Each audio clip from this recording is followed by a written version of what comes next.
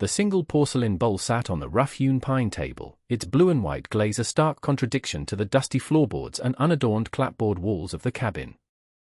It was the only thing of true beauty Mai Chen had left from her old life, the one before the railroad, before the homestead claim, before the Montana Territory had swallowed her husband whole and left her with nothing but a deed and a silence so vast it had its own sound. Every evening for a year, she had filled that bowl for one, eaten her meal of rice and dried vegetables, and stared out the window at the land that was supposed to be their future. It was a harsh and unforgiving beauty, the sweep of the valley floor giving way to distant, saw-toothed mountains that bruised the sky at dusk. The land was hers, a fact that surprised many in the nearby town of Redemption Creek. As a widow, the Homestead Act allowed her to retain the claim her husband, Wei, had filed. But legal right and social acceptance were two different things. The whispers followed her like her own shadow whenever she rode in for supplies, a solitary figure on a tired mare. She was an oddity, a ghost from the railroad camps who had refused to vanish when the work was done. Then, in the full, oppressive heat of July 1878, the silence was broken.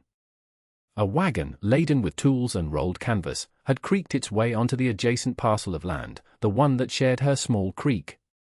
A man, alone, had begun to work. His name, she learned from the freight driver who dropped off her monthly flour, was Arthur Hayes.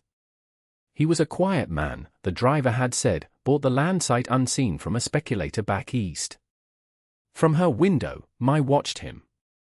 He was not a large man, but he was deliberate, moving with an economy of motion that spoke of long acquaintance with hard labor. He spent his days from sunup to sundown digging post holes and stringing wire, his back a rigid line of concentration against the immense, empty landscape. He never looked toward her cabin. He never made a sound beyond the rhythmic thud of his mallet and the grunt of effort. He was carving a life out of the dirt next to hers, yet he was as distant as the moon. However, as the sun baked the valley into a shimmering haze day after day, she noticed something else. He did not stop. He worked through the worst of the afternoon heat, his shirt soaked through, his movements growing slower, more strained. He would drink from a canteen, but she never saw him pause for a meal. He was burning himself down like a candlewick, and a strange, unwelcome pang of concern took root in her chest. It was an impulse she had tried to bury with her husband, the instinct to care for another. But it was a stubborn thing, and as she watched him stumble once, catching himself on a fence post, she made a decision that felt both foolish and necessary. She waited until the shadows began to stretch, the heat finally breaking its fever pitch. In her kitchen, she filled a clay jug with cool water from the well. She scooped a generous portion of leftover rice and pickled greens into a small wooden box. Her hands trembled slightly as she wrapped it all in a clean cloth. This was a boundary she was about to cross, a line not marked by wire but by custom and caution. She had learned to make herself small, to be invisible. To walk onto that man's land, uninvited, was to make herself seen. Taking a deep breath, she stepped out of her cabin and started across the parched grass that separated their claims. Arthur Hayes heard the soft crunch of footsteps on the dry earth and straightened up, his hand immediately going to the handle of the hammer looped in his belt. He was not a man who welcomed surprises. He squinted against the low sun, his heart giving a hard, uncomfortable thump when he saw it was the woman from the neighboring cabin. He had been acutely aware of her since his arrival, a silent presence in the small house by the creek. He had kept his distance, assuming she wanted the same. A lone woman, especially a Chinese woman, out here had to be fiercely protective of her solitude. He watched her approach, a small, straight-backed figure carrying something in her hands. She stopped a respectable 10 feet from his fence line. Her face was calm, her expression unreadable. He could see the dust on her simple dark trousers and the way the setting sun caught the black gloss of her braided hair. "Good evening," he managed, his voice rusty from disuse. She gave a slight, formal nod. "You work very hard," she said. Her English was precise, with a careful, melodic cadence. It was not the broken speech he heard from the laborers in town. Arthur felt a flush creep up his neck. He was not accustomed to conversation, much less compliments. "Just what needs doing," he mumbled, looking down at the half-finished line of fence posts. She took a hesitant step forward, holding out the bundle. I brought you water. And a little food. The sun is very strong today. He stared at the offering, then back at her face. He saw no pity in her eyes, only a plain, factual statement. He was used to people looking at him with a mix of suspicion and dismissal. He was a quiet man, and quiet men were often mistaken for being simple or slow. This woman's gaze was different. It was direct, observant. His throat was a desert, and the thought of cool water was a torment. But accepting help felt like an admission of weakness, a crack in the solitary fortress he had built around himself. You don't have to do that, he said, his words clumsy. She did not retract the offering. Instead, she asked a simple question that seemed to change the air between them. Have you eaten? It was not an accusation. It was not an intrusion. It was a question of simple, profound care, asked as if it were the most natural thing in the world. No one had asked him that question in years. Not like that. He realized, with a sudden, startling clarity, that he was ravenously hungry. He had been so focused on the work, on the relentless push to tame this piece of land, that he had forgotten to tend to himself. His silence was his answer. She seemed to understand. She walked the remaining distance, placed the bundle on a flat rock near him, and retreated to her side of the property line without another word. Arthur watched her go, a strange feeling loosening in his chest. He unwrapped the cloth. The water in the jug was cold and sweet, the best thing he had ever tasted. The rice was plain, but the pickled greens were sharp and salty, waking up his senses. He ate every last grain, sitting on the dusty ground as twilight settled over the valley. And from that day on, a quiet ritual began. He did not cross onto her land, and she did not cross onto his, but every evening, she would leave a jug of water and a small meal on the rock that marked their unspoken border. And every morning, he would return the empty jug and box, sometimes with a few wildflowers he'd found by the creek laid on top. They were building a bridge, one meal at a time, across the silence that separated them. The fragile piece of their valley was shattered a month later. The architect of its destruction was a man named Jedediah Thorne, a rancher whose vast holdings bordered theirs to the north. Thorne was a man who saw the world in terms of what he owned and what he was about to own. He had considered Mai's land his for the taking after her husband's death, and Arthur's arrival had been an unwelcome complication. He arrived one morning on a big-shouldered roan, flanked by two hard-faced men. They did not ride to either cabin, but straight to the creek, the lifeblood of both homesteads. Arthur saw them from his half-finished corral and walked out to meet them, his stomach tightening. Mai emerged from her cabin moments later, her hands tucked into the sleeves of her jacket, her face a mask of composure. Thorne ignored Mai completely, directing his words to Arthur as if she were not there. His voice was deceptively mild, the kind of polite tone that was more threatening than a shout. "Morning, Hayes. Settled in, I see." "I am," Arthur said, stopping a few yards away. Thorne gestured with a gloved hand toward the creek. "This little trickle of a stream, it originates on my property. Runs right through the heart of my best grazing land. In a dry summer like this one, a man has to be careful with his resources." The meaning was clear. "The territorial survey marks this as a shared waterway," Arthur stated, his voice quiet but firm. "Our claims have riparian rights." A slow, unpleasant smile spread across Thorne's face. He finally deigned to look at Mai, his eyes lingering on her with a casual contempt that made Arthur's hands curl into fists. "Rights are for folks who can hold them. I'm building a new levee upstream. Diverting this water to a reservoir. My cattle need it more than her garden." The way he said the word made it an insult. He turned back to Arthur. "A smart man would understand. I'd even be willing to buy your claim. Save you the trouble of a thirsty winter. As for her, well, she'll move on soon enough." He was trying to peel Arthur away, to isolate Mai completely. It was a common tactic, one Arthur had seen before. But the quiet decency he had been shown on a daily basis had forged a loyalty he hadn't known he was capable of. The memory of that first meal, of a simple question asked with genuine concern, was a debt he intended to repay. He took a half step to the side, a small movement that nonetheless placed him more squarely between Thorn and Mai. "Her claim is as valid as mine, Mr. Thorn," Arthur said. "And the water belongs to the land, not the man who owns the land upstream. That's the law." Thorn's smile vanished. His eyes went cold. "The law is a long way from here, Hayes. Out here, we rely on neighborly understanding. And it seems to me you're not being a very neighborly." He looked from Arthur's determined face to Mai's still, silent form. He had expected the newcomer to be an ally, or at least indifferent. This quiet solidarity was unexpected. It was an obstacle. He gathered his reins, his expression hardening into a promise of future trouble. "You'll find that water runs whichever way the strongest hand directs it.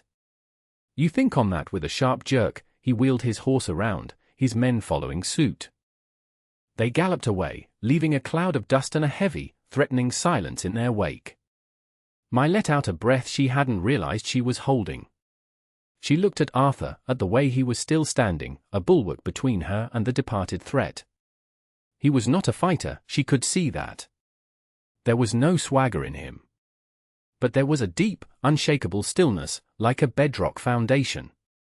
"Thank you," she said, the words feeling small and inadequate.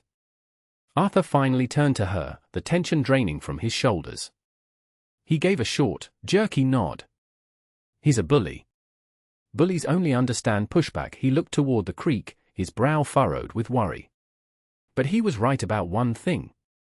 He's got the stronger hand." He paused, then added, his voice low, "He won't stop. He thinks your claim is weak because of who you are. And now he thinks mine is, too, for standing with you." What Arthur didn't tell her was that he had seen Thorn in Redemption Creek just last week, emerging from the Territorial Land Office with a satisfied smirk. A cold dread had settled in his gut then, and it returned now, heavier than before. Thorn wasn't just planning to steal their water, he was planning to steal their land right out from under them. The threat forced them together. The unspoken boundary of their property line dissolved out of necessity. They began to speak of strategies, of rights and laws. Arthur would come to her porch in the evenings, and she would bring out 2 cups of tea. He discovered she had a sharp, practical mind, and she saw past his shyness to the careful, methodical way he thought through problems. He learned that her husband, Wei, had taught her to read and write English, and that she had studied the Homestead Act documents until she knew them by heart. One evening, as they reviewed the worn, folded deed to her land, a document she kept wrapped in oilcloth, Arthur confessed the source of his quiet nature. "I was a telegraph operator," he said, staring out into the twilight. "During the war. In a field office." He had never told anyone this. "I wasn't a soldier. I just sent the messages. Tapped out orders on a key. Orders that moved regiments, started battles." He fell silent for a long moment, the only sound the chirping of crickets. "I sent the message that moved the 28th Pennsylvania into the Valley of Cold Harbor. I tapped out the words, and a few hours later, the casualty report started coming back over the wire. Hundreds of names. I had to write them all down." His voice was flat, devoid of emotion, but I could feel the years of weight behind the words. "After the war, I couldn't stand the noise anymore. The chatter. The cities. I just wanted quiet. A place where my own work was the only thing that mattered." Mai listened, her heart aching for the burden he carried. When he was finished, she did not offer empty platitudes. Instead, she shared a piece of her own story. She told him about Wei, about his dream of owning land, a place where no foreman could cheat him and no railroad boss could discard him. A place to be more than just a laborer. She reached into a small wooden box she had brought out with her and removed a simple, flat piece of jade, smooth and cool to the touch, strung on a leather cord. "Wei gave this to me when we were married," she said softly, holding it in her palm. "He said it was the color of new grass, the color of a new beginning. This land, this was his new beginning." She looked at Arthur, her eyes clear and direct in the fading light. "I am not afraid of Mr. Thorn. I am afraid of failing Wei. of letting his dream turn to dust. In that moment, sitting on the porch of her small cabin, they were no longer just neighbors. They were two solitary people who had found in each other a place to lay down their heaviest burdens. Arthur reached out, his calloused fingers gently touching the corner of the deed she still held. It was a gesture of immense tenderness and respect.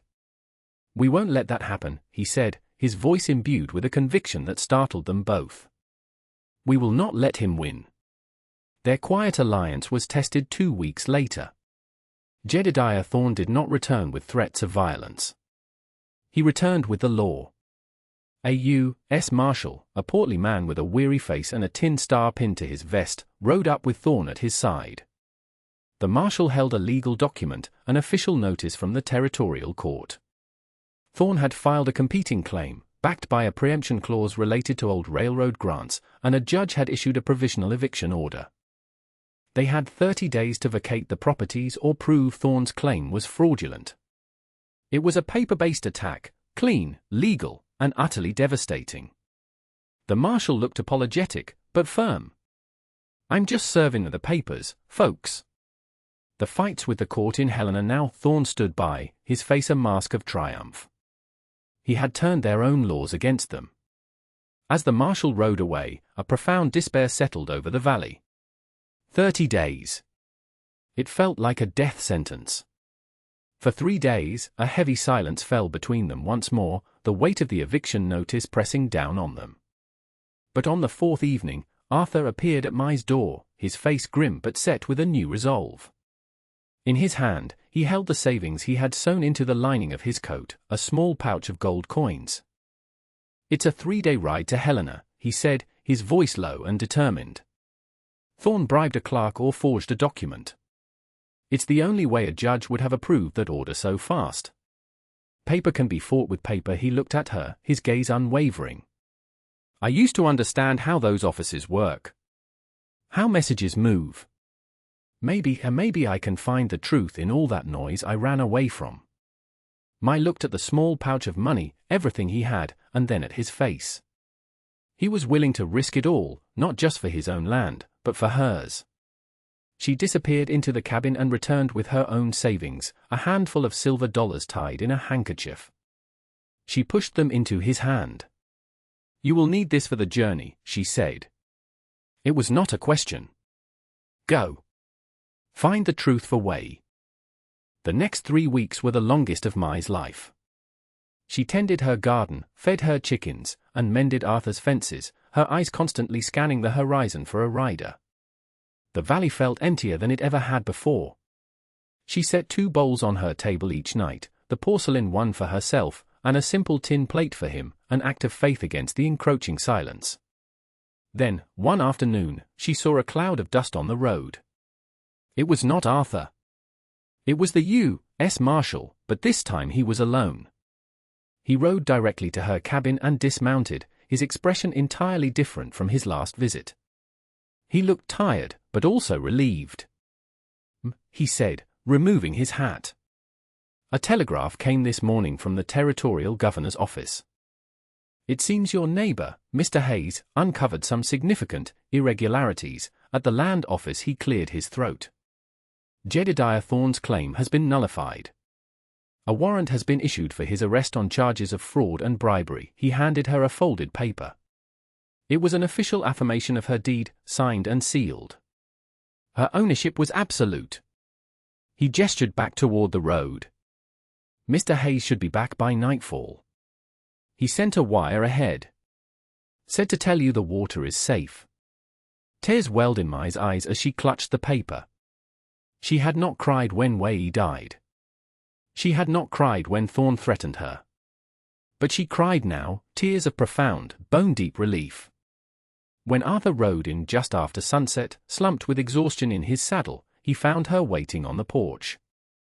He slid from his horse, moving like an old man, and simply stood before her, the dust of his journey clinging to him like a second skin. She didn't say a word. She just took his hand and led him inside, to the table where 2 places were set. She ladled hot soup into his tin plate and filled her own porcelain bowl. They ate in a comfortable silence, the shared meal a testament to everything they had endured and overcome.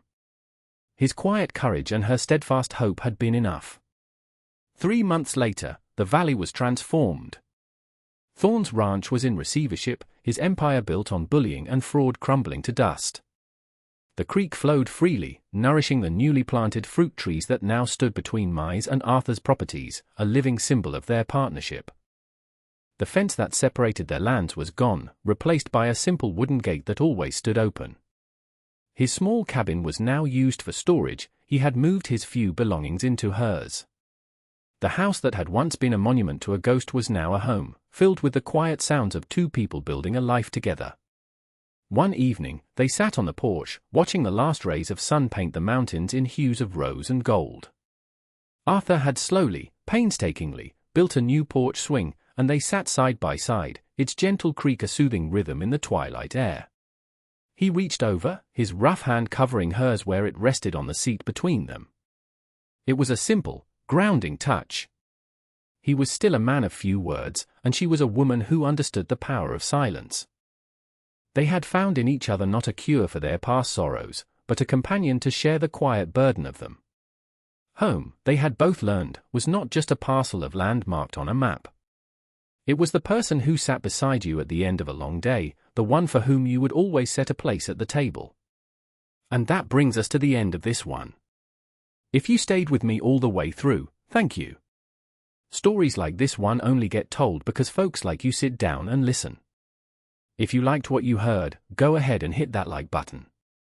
And if you want more stories from the old frontier, subscribe so you don't miss the next one. Until then, take care of yourself, and thanks again for being here.